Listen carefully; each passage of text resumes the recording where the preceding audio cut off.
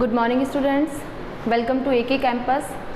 आज हम अगला टॉपिक हमारा देखेंगे सतत एवं व्यापक मूल्यांकन यानी CCE। सभी ने सुना होगा इस नवाचार के बारे में। ये CCE हमारे बीच में जब आया था हमारे एजुकेशन सिस्टम में। सतत यानी कंटिन्यूस एंड कॉम्प्रिहेंसिव इवोल्यूशन। सतत का मतलब होता है लगातार, ठीक है। व्यापक यानी बहुत सारे फील्ड्स को अपने अंदर इंक्लूड करके, बहुत सारे क्षेत्रों को, केवल किताबी ज्ञान को ही नहीं, केवल पुस्तक पर आधारित ज्ञान को ही नहीं, बच्चे के शैक्षिक, बौद्धिक, मानवीय, सामाजिक सारी चीज़ों के, संवेगात्मक सारी चीज़ों के विकास को, ठीक है। इवोल्यूशन यानी मूल्यांकन। देखते हैं, सतत एवं व्यापक मूल्यांकन से तात्पर्य विद्यालय द्वारा आयोजित उस मूल्यांकन प्रणाली से है। मूल्यांकन प्रणाली है ये एक तरह से, ठीक है, जिसमें विद्यार्थियों की समृद्धि व विकास के सभी पहलुओं पर ध्यान दिया जाता है कि केवल एक साल में 2 बार परीक्षा करवाई और रिजल्ट निकाला, ये वाला सिस्टम बंद करके ये इसीलिए लाया था ताकि जो बच्चे की जो क्षमता है, बच्चे का जो मूल्यांकन है वो सतत यानी कंटिन्यूस होता रहे, लगातार होता रहे और बार बार बच्चे का जो गुणात्मक है, भावनात्मक है, शिक्षात्मक है, ज्ञानात्मक जो उसका विकास है वो उसके बारे में उस जानकारी प्राप्त की जाए, उसका मूल्यांकन किया जाए और आवश्यकता पड़ने पर जो उसकी कमजोरियाँ हैं, जहाँ उसको थोड़ा सा वो कमज़ोर महसूस होता है, उसका निदान भी किया जाए, उसकी समस्याओं का भी निदान किया जाए, यानी उनका सॉल्यूशन किया जाए। इसलिए ये नवाचार हमारी शिक्षा में आया है। सतत का अर्थ होता है लगातार, व्यापक का मतलब होता है शैक्षिक और सह शैक्षिक यानी एजुकेशनल और को एजुकेशनल, शिक्षा से संबंधित, हमारे पाठ्यक्रम से संबंधित और शिक्षा के साथ साथ चलने वाली अन्य गतिविधियाँ। आप लोगों ने देखा होगा बहुत सारी जो ये जो CCE के माध्यम से बहुत सारे प्रोजेक्ट्स वगैरह बनवाए जाते हैं, बहुत सारी स्किल है, वाचन कौशल है या पठन कौशल है या फिर जो लिसनिंग श्रवण कौशल है, ठीक है, इनके माध्यम से बहुत सारी एक्टिविटी के माध्यम से ये मूल्यांकन कंटिन्यूस पूरे साल भर शैक्षिक सत्र में चलता रहता है, ठीक है। तो शैक्षिक का मतलब शिक्षा से संबंधित और सह शैक्षिक हम बहुत सारी एक्टिविटी भी करवा लेते हैं, कोई ड्रामा करवा लेते हैं, नाटक करवा लेते हैं, कविता वाचन करवा लेते हैं, भाषण करवा लेते हैं, वाद विवाद डिबेट कॉम्पिटिशन करवा लेते हैं। तो इसीलिए कहा गया शिक्षा के साथ साथ चलने वाली अन्य गतिविधियाँ, ठीक है, वो सब्जेक्ट्स पर डिपेंड करता है, विषय से संबंधित कौन कौन सी गतिविधियाँ उसमें हो सकती हैं। इसलिए कहा गया है व्यापक का अर्थ है शिक्षा से संबंधित, पुस्तकीय ज्ञान से संबंधित और पुस्तक के साथ साथ चलने वाली अन्य गतिविधियाँ। और मूल्यांकन का मतलब है विकास का परीक्षण करना, समय रहते हुए बार बार बच्चे के मूल्यांकन करना कि बच्चे की अभिवृद्धि और विकास जितना हमारा लक्ष्य है उतना हो पा रहा है या नहीं, लेकिन कैसे सतत होना चाहिए पूरे शिक्षण प्रक्रिया के दौरान, पूरे शैक्षिक सत्र के दौरान वो मूल्यांकन किया जाए, उसे ही सतत एवं व्यापक मूल्यांकन यानी CCE कहा गया। अब देखें, इस प्रणाली का उद्देश्य विद्यार्थियों की अभिवृद्धि व विकास को किसी घटना का मतलब है यहाँ पर परीक्षण, है ना, किसी पर्टिकुलर समय में एग्ज़ाम लिया और रिजल्ट डिक्लेयर किया, उस ऐसे आधार पर नहीं, परीक्षण के आधार पर नहीं, बल्कि संपूर्ण शैक्षिक सत्र में सतत मूल्यांकन द्वारा मापा जाना है। कंटिन्यूस चलना चाहिए वो मूल्यांकन, ऐसा नहीं बच्चे को 3 महीने हमने लगातार पढ़ाया, 4 महीने लगातार पढ़ाया, अब उसका एग्ज़ाम लिया और रिजल्ट डिक्लेयर, ऐसा नहीं। कंटिन्यूस उसका एग्ज़ाम होना चाहिए, कंटिन्यूस उसका मूल्यांकन किया जाना चाहिए ताकि पता लगाया जा सके कि बच्चे की शक्ति क्या है, बच्चा किस चीज़ में अच्छा है और बच्चे की कमजोरियाँ क्या है और किस सब्जेक्ट्स में वो कमज़ोर है, किस चीज़ में वो बहुत अच्छा है, जिसमें अच्छा है उसे और निखारा जाए और जिसमें वो कमज़ोर है वहाँ उसकी कमियों को पता लगाकर उसकी समस्याओं का निराकरण किया जाए। इसीलिए एक मूल्यांकन बहुत ज़्यादा आवश्यक है। यह पाठ्यचर्या संबंधी प्रणाली है, यानी ये हमारी शिक्षा में एक नया नवाचार है, एक नया नवाचार का मतलब है एक नई प्रणाली है जिससे शिक्षा को और प्रभावी बनाया जा सके, जो परीक्षण के स्थान पर संपूर्ण शिक्षा प्राप्ति पर बल देती है। ये बालक का संपूर्ण विकास चाहती है, बालक का सामाजिक, संवेगात्मक, ज्ञानात्मक, भावनात्मक, ये पूरा विकास चाहती है संपूर्ण शिक्षा प्राप्ति पर, केवल पुस्तकीय ज्ञान से रिलेटेड नहीं, हर प्रकार के ज्ञान पर ये बल देती है। इसीलिए इसे एक नवाचार कहा गया और पाठ्यचर्या से ये संबंधित प्रणाली है। देखें, यह उपयुक्त कौशल वाले वांछनीय गुणवत्ता, यानी वांछनीय का मतलब पहले भी बताया था, इच्छानुसार, गुणवत्ता यानी हाई क्वालिटी वाले, ठीक है। उपयुक्त कौशल यानी पावरफुल स्किल, उत्कृष्टता यानी सुपीरियरिटी, जो जितने भी सबसे अच्छे वांछनीय कौशल, जिनमें व्यवसायिक कौशल अच्छा हो, शिक्षण कौशल अच्छा हो और अच्छी क्वालिटी वाले टीचर्स यानी नागरिक का निर्माण करती है। नागरिक का निर्माण करती है, चाहे फिर वो आगे जाके किसी भी व्यवसाय में जाए। सबसे मेन उद्देश्य क्या होता है इस प्रणाली का कि बच्चे का पूरा समूचा विकास करते हुए एक अच्छे नागरिक का निर्माण। यह छात्र की कमजोरियों, आवश्यकताओं व शक्तियों का पता लगाकर शिक्षक को प्रभावी शिक्षण नियोजन में सहायता देती है, क्योंकि देखा जाए तो सारा जो शिक्षण प्रक्रिया है उसका भार शिक्षक के ऊपर ही होता है। अगर शिक्षक इस CCE के साथ चलता है, इस सतत एवं व्यापक मूल्यांकन प्रणाली के साथ चलता है, तो वो क्या करता है, अपनी कक्षा में उपस्थित होने वाले सभी छात्रों की कमजोरियों, शक्तियों, आवश्यकताओं, समस्याओं सभी का पता लगा लेता है और उसके निदान के भी नए नए उपाय कर लेता है, और उसके बाद उसका जो शिक्षण नियोजन है वो और भी ज़्यादा प्रभावी हो जाता है। लेसन प्लान जो वो करता है अपने बच्चों के लिए वो और ज़्यादा इफेक्टिव होता है। यह प्रणाली छात्र को भी स्वयं की स्थिति का ज्ञान कराने में उपयोगी है, क्योंकि बार बार ये मूल्यांकन हो रहा है, बार बार इवैल्यूएशन हो रहा है, सतत हो रहा है, लगातार हो रहा है, विभिन्न गतिविधियों के माध्यम से हो रहा है। तो खुद जो स्टूडेंट है, जो छात्र है, उसको भी अपनी स्थिति की वास्तविकता का पता होता है, उसको भी अपनी कमजोरियों का पता लगता है, अपनी शक्तियों का पता लगता है और कहाँ उसे ज़्यादा मेहनत करने की आवश्यकता है। ये सारी चीज़ें हम इस सतत एवं व्यापक मूल्यांकन अर्थात CCE के माध्यम से कर सकते हैं। अब देखते हैं सामाजिक संवेदनशीलता। सामाजिक संवेदनशीलता यानी सोशल सेंसिटिविटी। संवेदनशीलता मैंने आपको पहले भी बता दिया, हमारे इमोशंस जो होते हैं, सेंसिटिविटी जो हमारी होती है कि हम समाज में रहते हुए समाज के लोगों से कितना जुड़े हुए हैं, उनके दुख दर्द से, उनके सुख दुख से। देखा जाए तो सामाजिक संवेदनशीलता का जो सही रूप है वो इस वक्त कोरोना काल में ही देखने को मिल रहा है कि लोग कितना लोगों के साथ, उनके दुख से के साथ जुड़े हुए और कितना आगे आकर मदद करें। यही सामाजिक संवेदनशीलता है, ठीक है, क्योंकि ये सामाजिक संवेदनशीलता हर एक बच्चे में, हर एक विद्यार्थी में, हर एक मनुष्य में होनी चाहिए, क्योंकि मनुष्य क्या है, एक सामाजिक प्राणी है। सामाजिक प्राणी होने के नाते वो इस पक्ष से अपने आप को अलग नहीं कर सकता, उसे समाज में रहकर ही अपना जीवन व्यतीत करना होता है। तो समाज के सुख दुख उसे अपनाने ही होते हैं, समाज के साथ मेल जोल उसे अपना बढ़ाना ही होता है। देखें अब, औपचारिक शिक्षा के माध्यम से बालकों के सर्वांगीण विकास हेतु उसके सामाजिकरण पर बल दिया जाता है। औपचारिक शिक्षा हमारी विद्यालय जो शिक्षा होती है, ठीक है, क्या सबसे पहले क्या किया जाता है, उसके सर्वांगीण विकास के लिए ना, ज्ञान प्राप्त करने के लिए तो हमारे जो क्लासेस होती है वो ठीक है, बुक्स होती है वो ठीक है, लेकिन उसका सर्वांगीण विकास करना है, हमें उसका भावनात्मक विकास भी देखना है, हमें उसका संवेगात्मक विकास भी देखना है। तो इसके लिए हमें क्या करना है, उसको सामाजिकरण पर बल देना बहुत ज़रूरी है। उसका जो क्लास का एनवायरनमेंट है, जो वातावरण है, जो माहौल है, उसके जो स्कूल का वातावरण है, उन सबसे मेलजोल करना भी हमें सिखाना होगा। ये भी स्कूल की ही जिम्मेदारी मानी गई है। मनुष्य सामाजिक प्राणी है, इसलिए यह शिक्षा प्राथमिक स्तर पर ही शुरू हो जाती है। जब बच्चा फर्स्ट टाइम स्कूल जाता है तो उसे अपने अलावा अपने साथ के जो स्टूडेंट्स होते हैं उनके साथ मिलना जुलना, बात करना, यहाँ तक कि हम टिफ़िन शेयरिंग की भी बात यहाँ करते हैं। तो ये जो शेयरिंग होती है यही स्टार्ट करती है बच्चे की सामाजिकता को। जो आपसी मेल जोल है, आपसी जो बातचीत है, साथ खेलना है, कूदना है, तो स्टार्टिंग कहाँ से हो जाती है, सामाजिकता की प्राथमिक स्तर पर ही शुरू हो जाती है। यहाँ पर भी प्रश्न बन सकता है कि बालक के जीवन में सामाजिकता का निर्धारण कहाँ से प्रारंभ हो जाता है। सामाजिकता की जो शिक्षा है वो कहाँ से प्रारंभ होती है, तो प्राथमिक स्तर पर ही वो शुरू हो जाती है।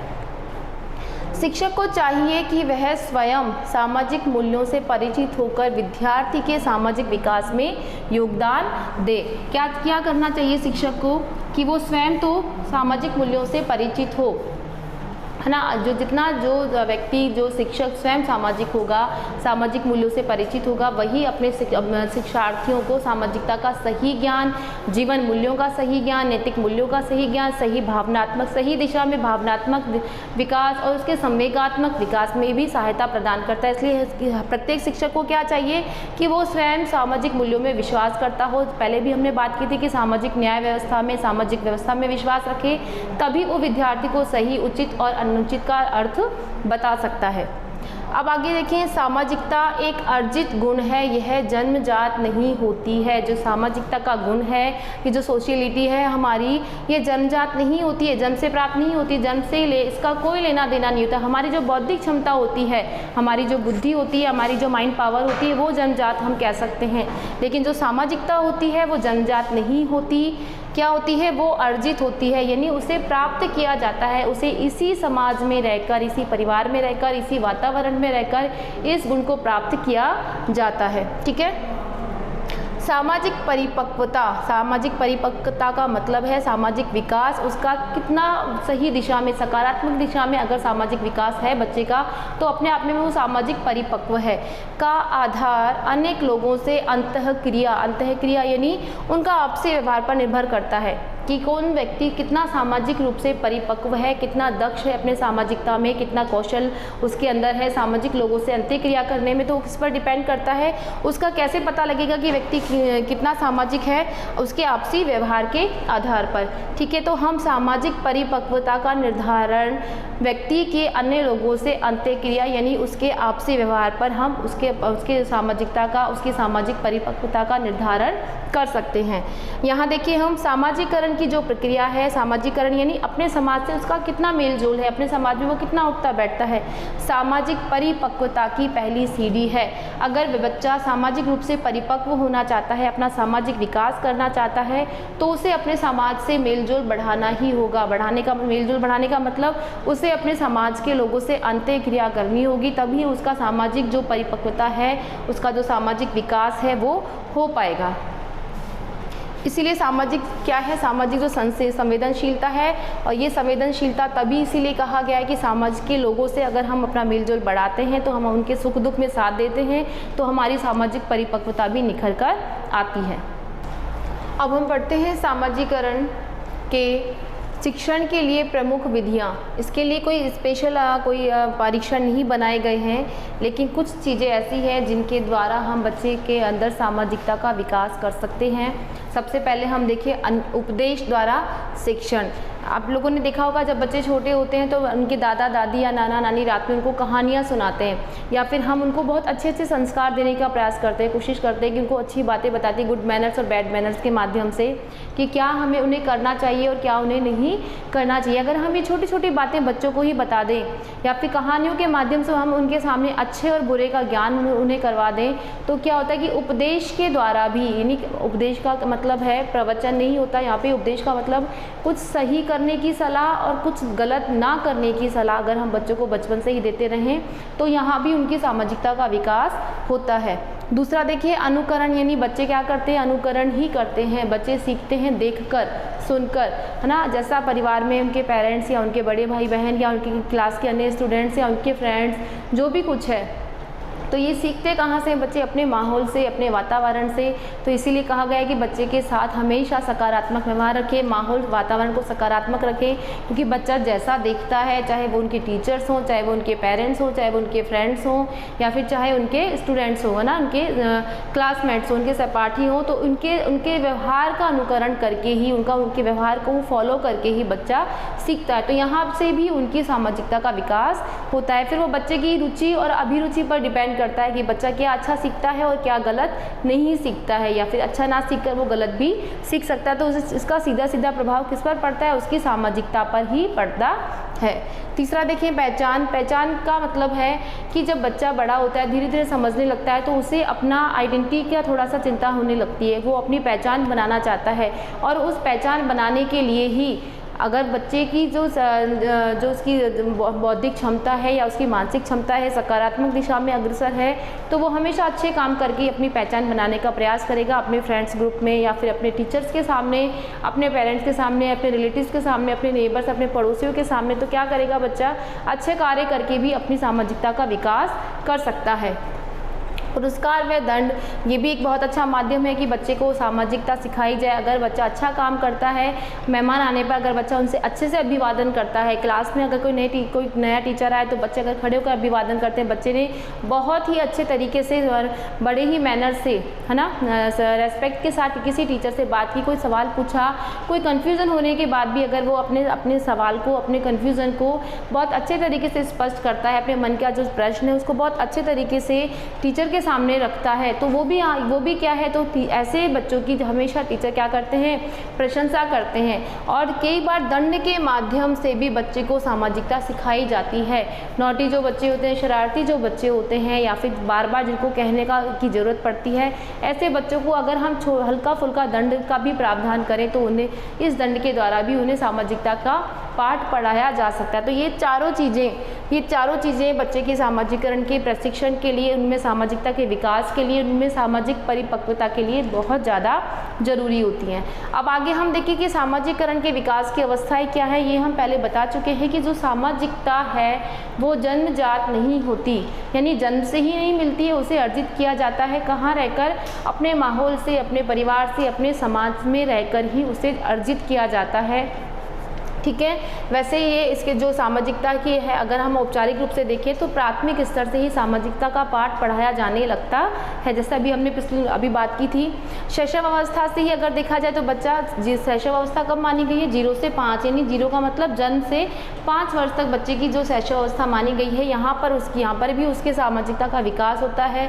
वो धीरे धीरे क्या करता है, अपने जो परिवार के लोग हैं, अपने जो छोटे या बड़े भाई बहन हैं, उनसे आपस का मेलजोल, आपसी जो व्यवहार करता है वो उसकी सामाजिकता कहलाती है। धीरे धीरे 5 वर्ष तक के बच्चे विद्यालय जाने लग जाते हैं, प्राथमिक शिक्षा उनकी शुरू हो जाती है, तो वहाँ जाकर वो अपनी सामाजिकता सीखते हैं और सामाजिकता का प्रदर्शन करते हैं और अपना मेल जोल से, अपने आपसी व्यवहार से सामाजिक परिपक्व होते हैं।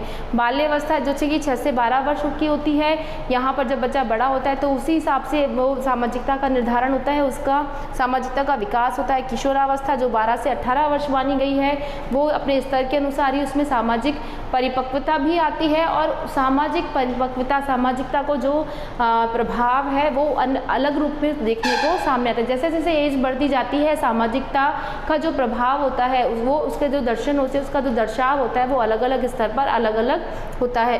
प्रौढ़ावस्था में भी जो 18 से 46 वर्ष मानी गई है, यहाँ पर बच्चा पूर्ण रूप से परिपक्व हो जाता है, सामाजिक रूप से परिपक्व उसे मान लिया जाता है, क्योंकि प्रौढ़ावस्था हमारे सामाजिकता की अंतिम अवस्था ही मानी गई है। अब ये देखिए सामाजिकरण की संस्थाएं का मतलब कोई ऐसा इंस्टीट्यूट जहाँ हमें वो सामाजिकता सिखाई जाती है। तो ये इंस्टीट्यूट अलग से नहीं बने होते हैं, जहाँ बच्चा होता है, जहाँ बच्चा अपना जीवन यापन करता है वहीं ये होता है। देखें तो पहला परिवार सबसे ज़्यादा कहते हैं ना कि परिवार ही प्रथम पाठशाला कही गई है, परिवार में माता ही प्रथम शिक्षक मानी गई है। तो सबसे पहली जो संस्था है जहाँ से बच्चा सामाजिकरण सीखता है वो परिवार ही है।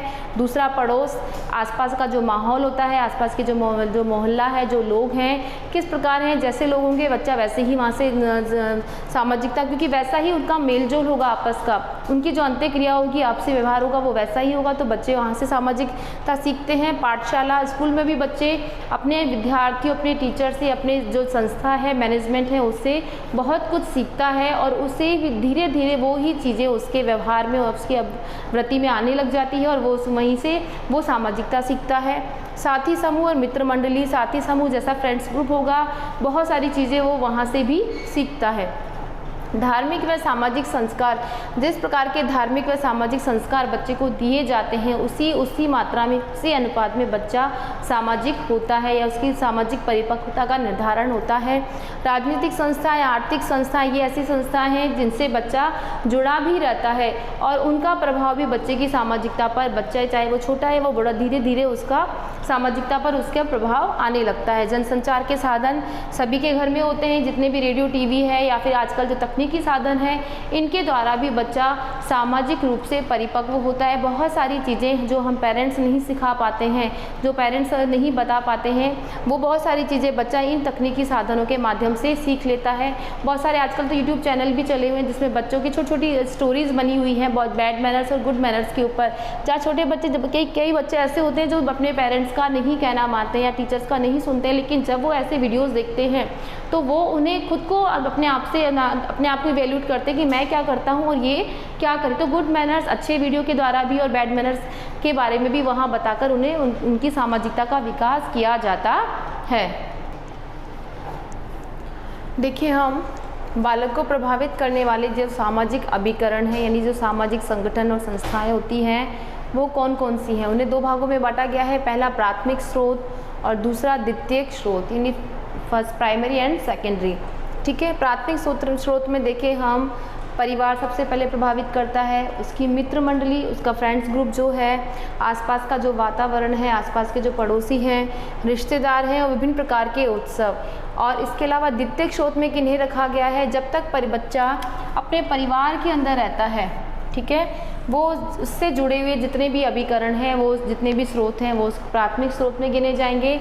और घर से बाहर निकलने के बाद जितने भी स्रोत आएंगे, जितनी भी संस्थाएं आएंगी, वो द्वितीयक स्रोत में गिने जाएंगी। शिक्षण संस्थाएं सबसे पहले आती है, बच्चा घर से बाहर निकलकर सबसे पहले विद्यालय में ही जाता है, स्कूल में ही जाता है। तो विद्यालय क्या है, यहाँ पर उसके द्वितीयक स्रोत है। पूछा ये जा सकता है कि निम्नलिखित में से सामाजिकरण को प्रभावित करने वाले घटकों में से द्वितीयक स्रोत की श्रेणी में कौन सा आता है, तो शिक्षण संस्थाएं हमारी उसी में आती है। धार्मिक संस्थाएं, जितनी भी धर्म से जुड़ी संस्थाएं हैं, मंदिर है, जो भी कुछ है। राजनीतिक संस्थाएं, जिन राजनीतिक संस्थाओं से बालक जुड़ा होता है या व्यक्ति जुड़ा होता है। और सांस्कृतिक संस्थाएं, विभिन्न प्रकार के सांस्कृतिक जो प्रोग्राम है, कार्यक्रम है, उनसे जुड़ी हुई संस्थाएं, ये सब किस में आती है, द्वितीयक स्रोत में आती हैं। तो प्रभावित करने वाले जो सामाजिक अभिकरण है दो भागों में, प्राथमिक और द्वितीयक, यानी प्राइमरी एंड सेकेंडरी, आप इनका ध्यान रखें।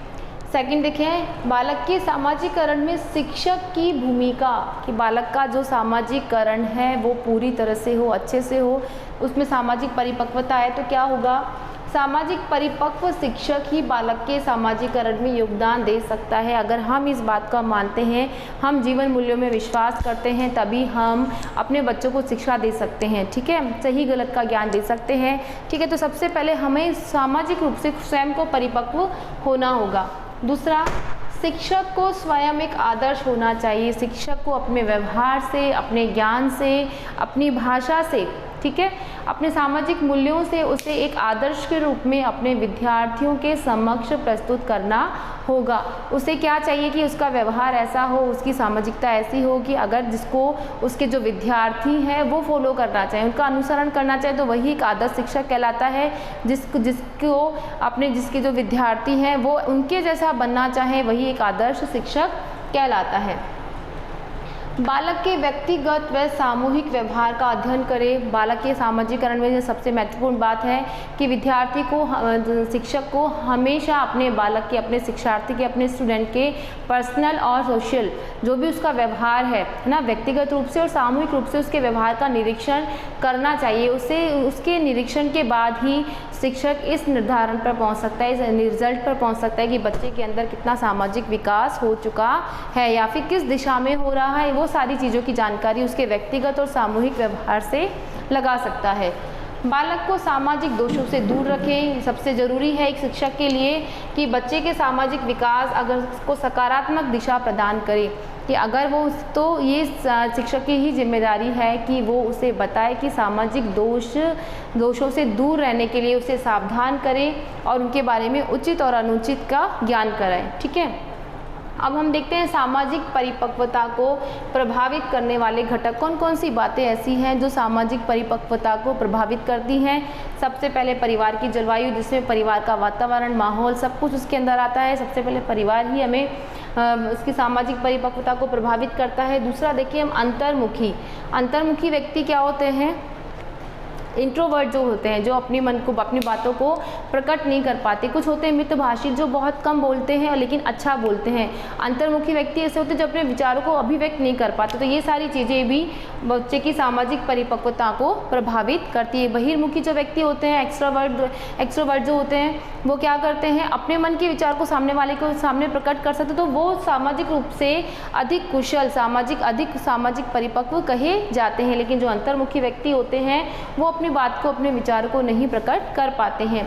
बौद्धिक व्यक्तित्व का मतलब है उसकी बुद्धिक क्षमता, है ना, बुद्धि से रिलेटेड इंटेलिजेंसी उसकी। ये देखा गया है कि जो बच्चा बौद्धिक रूप से सक्षम होता है, यानी जिसकी मानसिक योग्यता बहुत अच्छी होती है, जो बुद्धि बहुत प्रखर होती है, वो सामाजिक मूल्यों को न केवल विश्वास करता है उनमें, बल्कि उनको बहुत जल्दी ग्रहण कर लेता है। और जितना जल्दी सामाजिक मूल्यों को, सामाजिकता को ग्रहण कर लेता है, वो उतनी ही सामाजिक परिपक्व कहलाता है। यानी सामाजिकता की जो स्तर होता है, सामाजिक रूप से जो सफल विद्यार्थी होता है, वही वो कहलाता है। अगला टॉपिक हम देखते हैं शिक्षण अधिगम, यानी टीचिंग लर्निंग।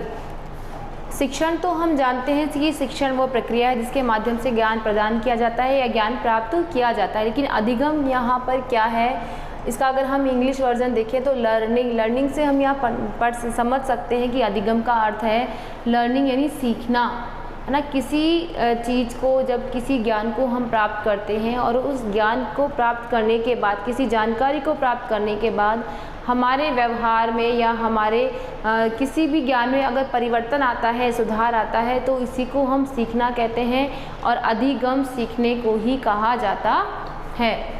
अधिगम अनुभवों व प्रशिक्षण के बाद बालक के व्यवहार में जो सुधार आता है उसे ही अधिगम कहते हैं। सीखना, शिक्षण की प्रक्रिया हो चुकी है, शिक्षण की प्रक्रिया अलग है, वो तो अनवरत जारी ही रहेगी। लेकिन उस शिक्षण की प्रक्रिया का जितने बच्चों पर प्रभाव पड़ा, उनके अंदर कोई कैपेसिटी डेवलप हुई, उनके व्यवहार में कोई चेंजेस आए, कोई इम्प्रूवमेंट अगर नज़र आता है, तो सही अर्थों में अधिगम वही है, सीखना। अगर किसी बच्चे ने कुछ सीख लिया, ठीक है, तो उसे हम अधिगम कहते हैं। देखा यहाँ पर सीखने या अधिगम के सिद्धांत की एक पुस्तक रची गई है अधिगम के लिए, जिसमें सीखने, उसके अधिगम के सिद्धांतों के बारे में बात की है, अधिगम क्या है, अधिगम के प्रभाव आदि की चीज़ों के बारे में बात की है। ये लिखी है प्रोफेसर हिलगार्ड ने। ये पुस्तक का नाम एक बार अक्सर पूछ लिया जाता है, इसलिए मैंने यहाँ लिखा है इसको।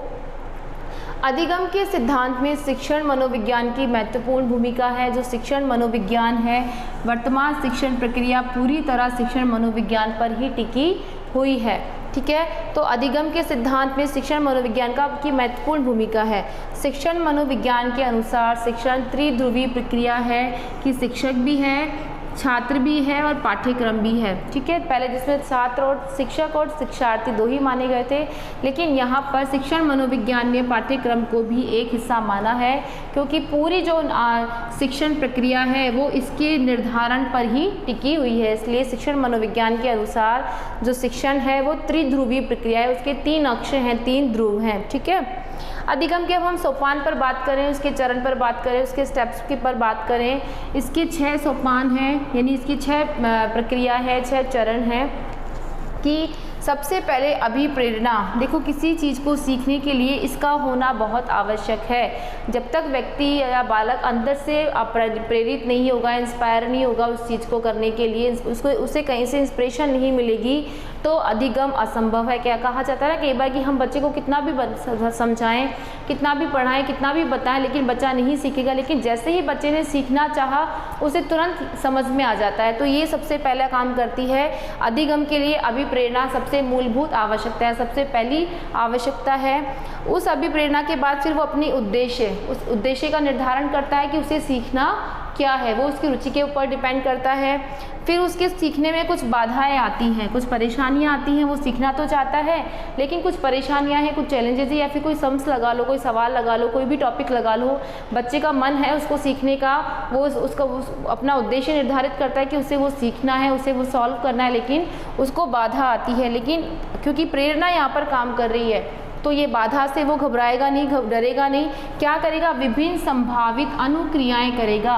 उस बाधा से पार होने के लिए, उस बाधा को खत्म करने के लिए, उस प्रॉब्लम को सॉल्व करने के लिए वो बहुत सारे सॉल्यूशन ढूंढेगा। अपने फ्रेंड से पूछेगा, टीचर से पूछेगा, अपने किसी भी सहपाठी से पूछेगा, या फिर ऑनलाइन जाकर सर्च करेगा। लेकिन उस बाधा को वो, क्योंकि यहाँ अभी प्रेरणा स्ट्रांग है, तो वो उसको बहुत सारी अनुक्रियाएं करेगा।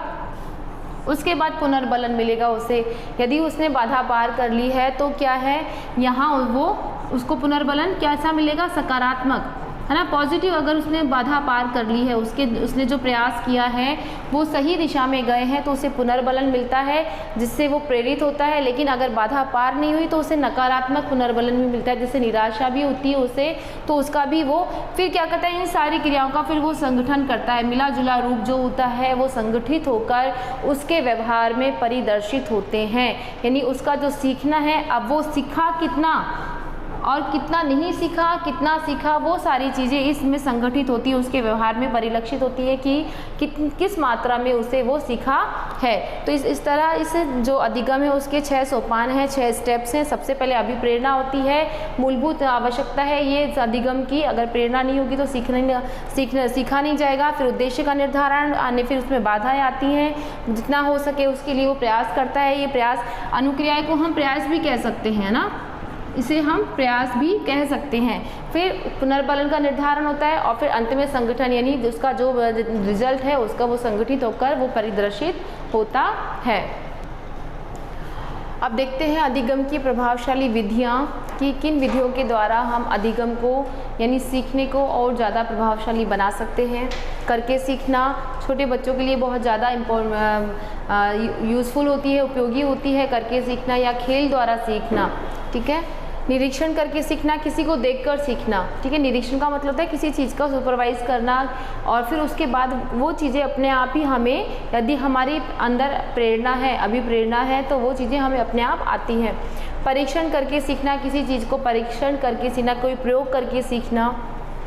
सामूहिक विधियाँ भी इसके लिए काम में ली जाती हैं, जिसमें वाद विवाद है, सम्मेलन है, कार्यशाला यानी वर्कशॉप लगाकर, प्रोजेक्ट के द्वारा भी, गोष्ठी यानी बड़ी बड़ी मीटिंग्स आयोजित करके, या डाल्टन विधि के द्वारा भी, जिसमें व्यक्ति क्या करते हैं, बच्चों डाल्टन विधि के अंदर बच्चों को एक रूम दे दिया जाता है, एक प्रोजेक्ट दे दिया जाता है, और एक रूम के अंदर वो अपने ग्रुप बनाकर उस प्रोजेक्ट को पूरा करते हैं। ठीक है, इसमें देखते हैं लेखन शिक्षण विधियाँ, यानी लेखन को किस तरह प्रभावशाली बनाया जाए। तो जैक्टॉट विधि है, पेस्टोलॉजी विधि है, इसके अलावा श्रुति लेखन या स्वतंत्र अनुकरण विधि है। ठीक है, जैक्टॉट विधि में क्या होता है कि बच्चा स्वयं ही अपनी गलतियों का अंदाज़ा लगा लेता है।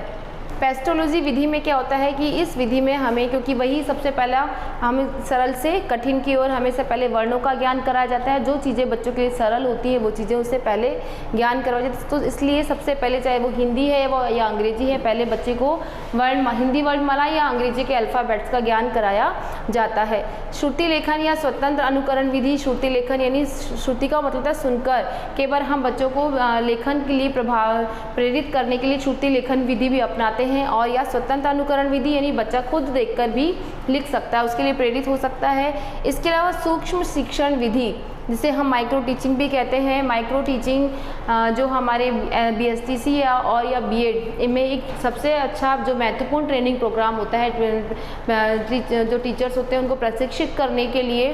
तो देखिए क्या है सूक्ष्म शिक्षण। सूक्ष्म शिक्षण प्रविधि का विकास स्टैनफोर्ड विश्वविद्यालय में सन 1963 में हुआ था। इसका देखा जाए तो इसका जो विकास था, स्टार्टिंग कहाँ से हुआ था, ये स्टैनफोर्ड विश्वविद्यालय से हुआ था। यानी ये पाश्चात्य परंपरा की देन है हमारे देश में। किसने किया था? D. एलन ने किया था। विशेष रूप से अगर लिखा जाए तो D. एलन ने ही किया था इनका, लेकिन इनके साथी भी थे, एचिसन व रॉबर्ट ब्रूश। ये 2 साथी भी इनके साथ थे। अगर इन साथियों का नाम आता है तो ही हम इन साथियों का नाम लेते हैं, अदरवाइज D. एलन को ही श्रेय जाता है सूक्ष्म शिक्षण विधि को प्रारंभ करने का। भारत में इसकी शुरुआत 1970 में हुई। हमारे देश में माइक्रो टीचिंग या सूक्ष्म शिक्षण विधि कब स्टार्ट हुई, कब प्रारंभ हुई? 1970 में, तथा इसका विकास 1975 के बाद ही हो पाया था। कि हमारे देश की परिस्थितियाँ ऐसी थी, धीरे धीरे से अपने असली रूप में आने में या विकसित होने में उसे टाइम लगा, और 1975 के बाद ही सूक्ष्म शिक्षण का जो प्रावधान था वो विकसित रूप में और परिपक्वता की ओर आने लगा। देखते हैं हम शिक्षण में खेल सिद्धांत का उपयोग। यदि हम प्रभावी शिक्षण या प्रभावी अधिगम चाहते हैं तो हमारे विद्वानों ने अलग अलग विद्वानों ने अलग अलग समय पर खेल सिद्धांत को बहुत ही महत्व दिया है। उन लोगों का मानना है कि शिक्षण मनोविज्ञान ये कहता है कि जो काम बच्चा करके सीखता है, यानी खेल के द्वारा सीखता है, वो अधिगम में अधिक प्रभावी होता है। तो इसलिए बहुत सारी विधियाँ हैं यहाँ। खेल विधि देखिए, सबसे पहले हेनरी कॉल्डवेल कुक ने इसका प्रतिपादन किया था। सबसे पहले हेनरी ही थे जिन्होंने शिक्षण में खेल पद्धति का प्रवर्तन किया था। इस विधि में जो बालक होता है खेलता हुआ, क्योंकि खेलना सभी को पसंद है, तो बच्चा खेलता हुआ बड़ी ही उत्सुकता से हर नई चीज़ को जानने की जिज्ञासा रखता है और नई चीज़ के बारे में वो सीख लेता है। यहाँ देखते हैं मॉन्टेसरी विधि में क्या इसका जो प्रतिपादन है वो मारिया मॉन्टेसरी ने किया था। इन्होंने भी खेल पर ही प्रेशराइज किया है कि खेल के द्वारा बच्चा ज़्यादा सीखता है। तो इसको लिए उन्होंने क्या कहा, बच्चे को स्वतंत्र छोड़ने के लिए कहा कि बच्चे को स्वयं अपनी इच्छा से खेलने दें और सीखने दें। किंडरगार्टन विधि, इसका प्रवर्तन किया था फ्रॉबेल नाम के विद्वान ने। इन्होंने भी यही कहा था कि सबसे पहले बच्चे को फ्री छोड़ दिया जाए, है ना, और बच्चे को अपनी जो क्षमता है उसका प्रदर्शन करने दिया जाए, और उसके बाद ही उसको शिक्षण के या अधिगम की दिशा में प्रवृत्त किया जाए। इसके लिए उन्होंने भाषा शिक्षण के लिए सबसे उपयुक्त माना। इस विधि में, किंडरगार्टन विधि में, खेल पद्धति, गीतों के द्वारा, अभिनय के द्वारा ये शिक्षण करवाया जाता है, और इसमें पुरस्कार के भी दिया जाता है बच्चे को, जिसकी वजह से वो प्रेरित हो। डाल्टन योजना, मिस हेलन पार्कहर्स्ट ने इस विधि का प्रतिपादन किया था। इस विधि में क्या होता है कि कक्षा नहीं होती है, कक्षा के स्थान पर एक प्रयोगशाला में बच्चों को एक पजल दे दी जाती है, एक प्रोजेक्ट दे दिया जाता है, एक काम दे दिया जाता है, एक समस्या दे दी जाती है, और वहाँ पर एक निर्धारित समय में उन्हें ये काम पूरा करना होता है। तो बच्चे इस काम में, इस योजना को पूरा करने में बड़े ही इंटरेस्ट से, रुचि के साथ उस कार्य को पूरा करने में प्रयासरत रहते हैं। प्रोजेक्ट विधि, इसका जो प्रतिपादन है वो किलपैट्रिक नामक विद्वान ने किया था। जॉन डीवी का भी उसमें योगदान रहा था। इसमें बच्चे को एक समस्या दे दी जाती है, एक प्रोजेक्ट दे दिया जाता है, और जीवन से जुड़ी हुई जितनी भी परिस्थितियाँ होती हैं उसे उस विद्यालय में प्रस्तुत किया जाता है, यानी प्राकृतिक वातावरण तैयार किया जाता है। और इसके लिए चाहे उन्हें वो ड्रामा हो या फिर कोई भी अभिनय हो या फिर कोई भी यहाँ तक कि हम SUPW कैंप को भी इस प्रोजेक्ट विधि के अंदर ले सकते हैं, क्योंकि उसमें क्या होता है, जीवन की जो वास्तविक परिस्थितियाँ होती है वो सारी प्राकृतिक वातावरण के रूप में वहाँ मौजूद होती है, और बच्चे को वहाँ पर प्रदर्शन करना होता है। ब्रिनेटिका योजना यदि देखें तो इसके प्रतिपादन है कार्लटन वॉशबर्न। ये इन्होंने व्यक्तिगत रुचि पर विभिन्नता रखने वाले, जो विभिन्न व्यक्तिगत रुचि वाले बच्चे होते हैं उनके लिए इस विधि का प्रतिपादन किया गया। ड्रेकाली योजना देखिए तो ड्रेकाली योजना ड्रेकाली नामक ही विद्वान ने तैयार की थी, और ये जो विधि है वो मानसिक रूप से पिछड़े और अपंग व्यक्तियों के लिए, तो ये भी किसके ऊपर काम करती है, ये व्यक्तिगत रुचि के आधार पर ही काम करती है, क्योंकि मानसिक रूप से पिछड़े जो व्यक्ति हैं या फिर जो अपंग व्यक्ति हैं उनकी मानसिक रुचियाँ सबसे श्रेष्ठ या सबसे ऊपर रखी जाती है।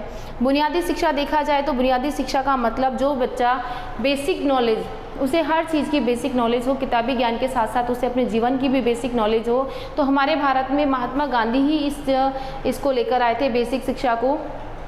आगे देखें हम कि शिक्षा का अधिकार अधिनियम 2009 में हमारी भारत सरकार द्वारा शिक्षा का अधिकार नाम का एक अधिनियम पारित किया गया। इस अधिनियम के द्वारा शिक्षक की कुछ भूमिकाएं, शिक्षक के कुछ कर्तव्य निर्धारित किए गए, उनके बारे में हम देखते हैं कि धारा 23 की उपधारा 1 के अधीन शिक्षकों की शिक्षण में भूमिका का निर्धारण किया गया है। क्या है, विद्यालय में उपस्थिति की नियमितता, यानी जो बच्चों की अटेंडेंस है वो पूरी होनी चाहिए, वो नियमित बच्चे रेगुलरली बच्चे स्कूल में या क्लास में प्रेजेंट है, ये उसके लिए ये उनके लिए एक टास्क के रूप में दिया गया। तो उन्हें इस प्रकार के से अपने शिक्षण को प्रभावी बनाना है, जिसकी वजह से बच्चे अधिक से अधिक क्लास में उपस्थित रह सकें। धारा 29 की उपधारा 2 के अनुसार निर्धारित समय पर पाठ्यक्रम पूर्ण करना सबसे बेसिक नॉलेज जो रिक्वायरमेंट्स होती है कि अपने टाइम पाठ्यक्रम को, अपने सिलेबस को टाइम पर ही पूरा करना इस अधिनियम के तहत निर्धारित किया गया। इसके अलावा माता पिता व संरक्षकों के साथ नियमित बैठकें आयोजित करना ये भी बहुत ज़रूरी है कि यदि हम बच्चों के माता पिता व उनके संरक्षक नियमित बैठकें आयोजित करते हैं तो उन बैठकों में बच्चे की जो प्रगति है, बच्चों की जो योग्यता है, बच्चों के जो शक्तियाँ, कमजोरियाँ, समस्याएं हैं या फिर उनकी क्लास में उपस्थित होने से संबंधित जो समस्याएं हैं, बहुत सारे टॉपिक्स हैं, बहुत सारे बिंदु हैं जिन पर विचार विमर्श किया जाता है और किया जा सकता है और बच्चे के अधिगम को, शिक्षण को और अधिक प्रभावी बनाया जा सकता है। अधिगम के सिद्धांत के बारे में अब हम यहाँ देखते हैं कि कुछ विद्वानों द्वारा दिए गए अधिगम के सिद्धांत हैं जिन्होंने हमारे शिक्षण मनोविज्ञान में बहुत बड़ा योगदान दिया है। पहला देखते हैं हम प्रयत्न व भूल या उद्दीपन अनुक्रिया या एसआर थ्योरी या आवृत्ति का सिद्धांत। ये सिद्धांत दिया है थॉर्नडाइक ने, इन्होंने बिल्ली पर प्रयोग किया था। प्रयत्न भूल उद्दीपन अनुक्रिया के बारे में पढ़ लेते हैं। इनका कहना है कि किसी भी अनुक्रिया के पीछे किसी भी कोई ना कोई उद्दीपन कार्य करता है, उद्दीपक कार्य करता है जो उसको प्रेरित करता है कार्य करने के लिए। जैसे कि इन्होंने बिल्ली पर प्रयोग किया, बिल्ली को इन्होंने एक पिंजरे में बंद किया और पिंजरे के बाहर एक मांस का टुकड़ा लटकाकर उसको प्रेरित किया। तो जो मांस का टुकड़ा था वो उनके लिए उद्दीपक का कार्य कर रहा था और बिल्ली का जो प्रयास था वो ही प्रयास उसके अधिगम में अनुक्रिया जो उसके द्वारा की जाने वाली जो अनुक्रियाएं थी वो सारे उसके व्यवहार में परिलक्षित हो रही थी। प्रयत्न में भूल का सिद्धांत भी इसमें से कहा गया क्योंकि जब व्यक्ति किसी चीज़ को बार बार याद करता है, किसी चीज़ को, किसी उद्देश्य को प्राप्त करना चाहता है तो उसके लिए बार बार प्रयास करता है। इसे तत्परता का नियम भी कहा गया, अभ्यास का नियम भी कहा गया और बार बार उस प्रयत्न में वो बार बार गलतियाँ भी करता है लेकिन उन गलतियों से वह कुछ ना कुछ सीखता है, अधिगम करता है, इसलिए प्रयत्न में भूल का सिद्धांत भी कहा गया इसे। और इसे स्टिमुलस रेस्पॉन्स थ्योरी भी कहा गया। यदि उद्दीपक सामने है, यदि हमारा उद्देश्य सामने है तो हम उसको प्राप्त करने के लिए बार बार प्रयास करेंगे।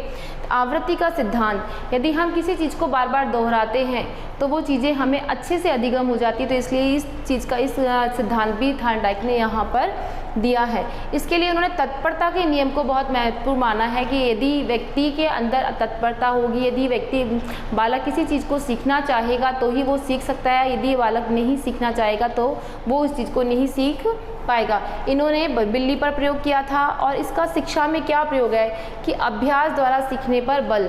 इन्होंने अभ्यास द्वारा सीखने पर बल दिया है जो कि गणित व विज्ञान विषयों हेतु इनका जो सिद्धांत है वो बहुत अधिक काम करता है।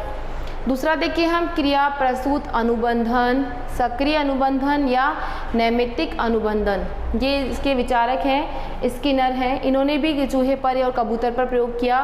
क्रिया प्रसूत, इनका कहने का तात्पर्य ये है कि जो अनुबंधन है, जो अधिगम होता है वो क्रिया करने पर होता है कि कोई भी व्यक्ति किसी भी कार्य को करने के लिए जो प्रयास करता है उस प्रयास के द्वारा ही बार बार वो सही प्रयास कौन सा है, सही दिशा में कौन सा प्रयास करना चाहिए वो चीज़ के बारे में वो सीख जाता है। वो सक्रिय रहता हुआ ही अधिगम कर पाता है। कहा जाता है ना कि कई बार मंजिल प्राप्त करने में जितना आनंद नहीं जितना उस मार्ग में, संघर्ष में हमें आनंद प्राप्त होता है। तो वही चीज़ इन्होंने कही है कि जो क्रिया की जाती है, जो सक्रियता उस काम को करने के लिए दिखाई जाती है वही उनका अनुबंधन है। नैमित्तिक अनुबंधन यानी उस कार्य हेतु, उस उद्देश्य की प्राप्ति के निमित्त जो कार्य किया गया, जो अभ्यास किया गया, जो तत्परता दिखाई गई, जो वही उनका अनुबंधन, इनका सिद्धांत है। इसमें क्या हुआ, जैसे इन्होंने बिल्ली थी उसके सामने चूहा था उसके सामने उसे पिंजरे में बंद किया और सामने उसके भोजन रखा, तो चूहे ने बार बार प्रयास किया और अंत में वो जो पिंजरे का जो दरवाज़ा था वो खुल गया। तो ये जो उनका भोजन था चूहे का वो उसने पुनर्बलन का काम किया। तो इस विधि से, इस सिद्धांत ने हमारे शिक्षण प्रक्रिया में पुनर्बलन पर जोर दिया है। यानी अगर बच्चे को पुनर्बलन दिखाया जाए तो वो सही दिशा में अधिगम कर सकता है। अगला देखें, पावलोव ने अनुकूलित अनुक्रिया या शास्त्रीय अनुबंधन का सिद्धांत। इन्होंने कुत्ते पर प्रयोग किया। इनका कहने का ये है कि हर एक कार्य में अनुकूल परिस्थिति में और उसके प्रति की गई अनुकूल जो क्रिया हो, रेस्पॉन्स है ना, उसमें एक संबंध होता है, इसलिए इसे शास्त्रीय अनुबंधन का सिद्धांत भी कहा गया। इन्होंने क्या किया, पहले एक कुत्ते के आगे भोजन रखा और फिर उस भोजन को देखकर कुत्ते के मुंह में लार अपने आप ही आ गई, यानी स्वाभाविक उद्दीपन को उन्होंने सबसे पहले रखा, कुत्ते के मुंह में लार आई। फिर उन्होंने पहले घंटी बजाई, उसके बाद भोजन प्रस्तुत किया तो भी कुत्ते के मुंह में लार आई, क्योंकि वो भोजन देख चुका था। लेकिन अब के कुत्ते के व्यवहार में क्या परिवर्तन था, क्या अधिगम हुआ उसे। फिर लास्ट में उन्होंने अंत में तीसरी बार उन्होंने केवल घंटी बजाई, लेकिन घंटी की आवाज़ सुनकर भी कुत्ते के मुंह में लार का आना, तो ये अधिगम हो चुका था। तो यानी जो कंडीशन थी, जो परिस्थितियां थी, आपस में अनुबंधित हो गई थी, आपस में बंध गई थी, इसलिए इसे शास्त्रीय अनुबंधन का सिद्धांत भी कहा गया। यानी परिस्थितियों के अनुसार जो प्रक्रिया होती है, जैसे देखा होगा आप लोगों ने, जैसे शाम के समय आइसक्रीम वाले की जैसी घंटी बजती है तो बच्चे सारे घर से निकल कर बाहर आ जाते हैं, तो इसी प्रकार का टाइप का कुछ इन्होंने सिद्धांत दिया है। अब इसका विषय, इसका हमारी शिक्षा में क्या प्रयोग है कि विषय को आपस में संबंधित करना। अब ये जो सिद्धांत है वो सभी विषयों को साचर्य विधि, यानी साचर्य करना यानी आपस में कनेक्टेड करना, एक विषय को दूसरे विषय से जोड़कर देखना का जो नज़रिया है, जो दृष्टिकोण है, वो इस सिद्धांत ने हमारे शिक्षण मनोविज्ञान को दिया है। अगला देखते हैं हम अंतर्दृष्टि या सूझ या गेस्टाल्ट सिद्धांत। अंतर्दृष्टि यानी हमारी देखने की शक्ति, सूझ यानी उपाय, है ना, ठीक है। गेस्टाल्ट सिद्धांत कहा जाता है क्योंकि गेस्टाल्ट नामक विद्यावानों ने किया था। इसके जो प्रवर्तक हैं कोहलर, कोफ्का और वर्दीमान हैं। इन्होंने सुल्तान नामक एक वनमानुष यानी चिंपैंजी पर प्रयोग किया था। इन्होंने इसके लिए इन्होंने क्या किया कि समस्या का समाधान उसके सामने, उसे पिंजरे में बंद कर दिया और उसके सामने क्या रखा था, स्टिमुलस यानी उसका जो खाना था वो रखा। तो जो वो कोहलर और कोफ्का वर्दीमर थे, इन्होंने उस स्टिमुलस के द्वारा, उस उद्दीपक के द्वारा उन्होंने उस जो चिंपैंजी था वो किसी न किसी तरह से उस समस्या का समाधान चाहता था, उस समस्या से पिंजरे से बाहर आना ही उसका उद्देश्य था। इसलिए फिर बाद में क्या किया गया, पास में उसकी एक छड़ी रखी गई और धीरे धीरे चिंपैंजी ने अपनी समस्या का समाधान करने के लिए धीरे धीरे उस छड़ी से उस जो उसका जो लक्ष्य था या जो उसका उद्देश्य था, उद्दीपक था, उसे प्राप्त करने का प्रयास किया। तो ये जो सिद्धांत है अंतर्दृष्टि यानी सूझ इसीलिए कहा गया इसे क्योंकि चिंपैंजी को अचानक से एक आइडिया आया या सूझ उत्पन्न हुई उससे कि किस प्रकार इस समस्या का समाधान किया जा सके, ठीक है। इसके बाद द्वारा था अनुकरण द्वारा अधिगम। पहले भी कहा जा चुका है कि अनुकरण यानी जो शिक्षण है या जो अधिगम है, अनुकरण यानी किसी को फॉलो करके, किसी को देखकर भी हम कर सकते। तो इसके संस्थापक थे, इसके जो प्रतिपादक हैं वो हैग्रटी है। उन्होंने शिक्षण में इसे, हमारा जो शिक्षण व्यवस्था है इसमें इसको अधिक से अधिक भाषा के शिक्षण में, ठीक है, भाषा के शिक्षण में इसका योगदान रहा है। क्योंकि जिस प्रकार हम क्या करते हैं, जब वर्णमाला सीखते हैं या अल्फ़ाबेट सीखते हैं तो हम अपने टीचर्स को देखते हैं कि उन्होंने किस प्रकार ए फॉर एप्पल बनाया है या किस प्रकार ऐसे अनार उन्होंने बनाया है। तो भाषा के शिक्षण में ये जो हैग्रटी का अनुकरण सिद्धांत है वो अपना पूरा योगदान देता है। इसके अलावा है प्रबलन या न्यूनतम आवश्यकता का सिद्धांत, जिसके प्रवर्तक हैं C.L. हल। इनका कहना यह है कि किसी भी कार्य को करने के लिए जो प्रबलन, जो आवश्यकता है ना, आवश्यकता कहा जाता है कि आवश्यकता ही आविष्कार की जननी है। तो इनके अनुसार यदि हमें किसी चीज़ की आवश्यकता होगी तो हम कोई ना कोई सॉल्यूशन निकाल ही लेंगे, इसलिए इसे न्यूनतम आवश्यकता का सिद्धांत भी कहा जाता है। और इसे व्यक्तिगत शिक्षा पर बल दिया क्योंकि ये सिद्धांत व्यक्ति की बौद्धिक क्षमता पर डिपेंड करता है कि व्यक्ति के अंदर कितनी बौद्धिक क्षमता है और वो किस प्रकार अपनी समस्या तक के उनका सॉल्यूशन निकाल सकता है। अब हम एक नज़र शिक्षण व अधिगम में अंतर भी देख लेते हैं कि शिक्षण क्या है और अधिगम क्या है। दोनों ही शिक्षण प्रक्रिया से रिलेटेड है, संबंधित है। तो शिक्षण देखते हैं हम, शिक्षण क्या है कि शिक्षण एक सामाजिक क्रिया है, यह परस्पर अंतःक्रिया पर आधारित है। सामाजिक क्रिया इसलिए क्योंकि इसमें विभिन्न समूह के बीच में यानी शिक्षक और शिक्षार्थी के बीच में ही ये क्रिया चलती है, यानी पढ़ने वाला और पढ़ाने वाला के बीच में क्रिया चलती है और ये इस उनकी परस्पर अंतःक्रिया पर ही इसकी सफलता और असफलता निर्धारित होती है। लेकिन जो अधिगम है यह व्यक्तिगत क्रिया है, किसी व्यक्ति से ही रिलेटेड है। इसमें हम या तो सीखते हैं या नहीं सीखते, इसका दो ही काम होते हैं। अधिगम क्योंकि ये व्यक्ति से रिलेटेड है, ठीक है, यदि व्यक्ति के अंदर प्रेरणा है, सीखना चाहता है तो ही वो सीख पाएगा, अदरवाइज वो नहीं सीख पाएगा। दूसरा देखिए, इसका उद्देश्य दूसरों के व्यवहार में परिवर्तन लाना है। हम स्टार्टिंग में ही पढ़े थे कि शिक्षण क्या है, दूसरों के व्यवहार में परिवर्तन लाना ही शिक्षण कहलाता है। लेकिन इसका जो उद्देश्य है वो निजी हित में है, यानी स्वयं अपना आपका ही परिष्कार करना, अपनी ही उन्नति करना, अपने आप ही नई नवीन व्यवहार को ग्रहण करना, नई सूचना और जानकारी को प्राप्त कर अपने ही व्यवहार में परिवर्तन लाना इसका उद्देश्य है। शिक्षण में कम से कम 2 व्यक्तियों का होना अनिवार्य है। शिक्षण प्रक्रिया में क्या है, एक शिक्षण देने वाला यानी शिक्षक और दूसरा शिक्षा लेने वाला, 2 व्यक्तियों का होना कम से कम अनिवार्य है। लेकिन ये क्या है, ये पूरी तरह व्यक्तिगत प्रक्रिया है, ये स्वयं उस व्यक्ति तक ही सीमित होती है। शिक्षण में सूचना व जानकारी देने का भाव होता है, इसमें कुछ देने का भाव होता है, ज्ञान प्रदान करने का भाव होता है, लेकिन इसमें जानकारी लेने का यानी नई बातें सीखने का भाव होता है अधिगम में। शिक्षण व अधिगम मिलकर ही शिक्षण चक्र को बनाते हैं और उसको सफलता की ओर ले जाते हैं। शिक्षण यानी शिक्षण प्रक्रिया और अधिगम यानी बच्चों के व्यवहार में कितना परिवर्तन है, बच्चों ने कितना सीखा, ये दोनों चीज़ ही मिलकर शिक्षण चक्र को सफल बनाते हैं। लेकिन अधिगम में केवल व्यक्ति ही निरंतर प्रयत्नशील होने पर अधिगम कर सकता है, उसे और किसी चीज़ से लेना देना नहीं होता। यदि वो स्वयं प्रयत्नशील है, यदि वो स्वयं सीखना चाहता है तो ही वो सीख पाता है और अधिगम की प्राप्ति हो पाती है। इस प्रकार बच्चों आपके ये सारे टॉपिक्स यहाँ आज क्लियर हुए, तो अब हम यहीं पर विराम देते हैं। तब तक के लिए have a good day and best of luck to you all. Thank you very much.